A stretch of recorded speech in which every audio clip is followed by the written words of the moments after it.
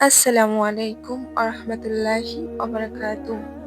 আজকের ভিডিওতে ৫টি লক্ষণ নিয়ে জানাবো, যে লক্ষণ দেখলে বুঝতে পারবেন আপনার বিয়ে দ্রুত হতে চলেছে।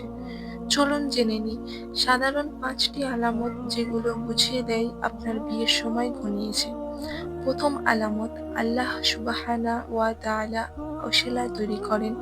যেমন ধরুন, আপনি এমন একটি ঘরে বসবাস করছেন যেখানে অভাব আছে, আয় রোজগার কম, কিন্তু হঠাৎ করে কোনো না কোনোভাবে সহায়তা আসা শুরু হলো, অর্থের ব্যবস্থা হয়ে গেল।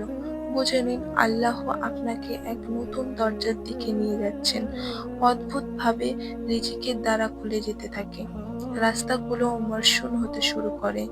এটি আল্লাহর একটি বড় ইঙ্গিত, আপনি নতুন এক জীবনের শুরুর পথে রয়েছেন। দ্বিতীয় আলামত, স্বপ্নের মাধ্যমে ইশারা। আপনি দেখতে পাবেন আপনি সাদা পোশাকে আছেন, নানা রঙের দৃশ্য চোখে পড়ছে।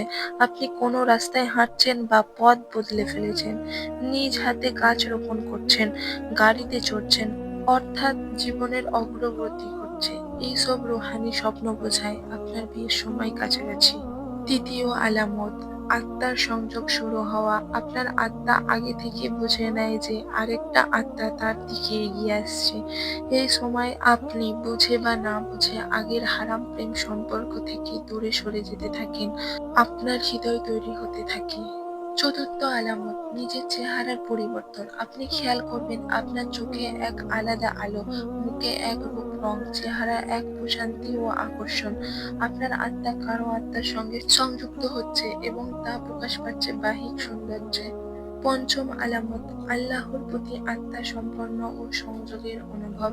আপনার ইবাদত গভীর হয়ে যাবে, আপনার কলব অতীতের যন্ত্রণা ভুলে সামনে এগিয়ে যাওয়ার সাহস পাবে।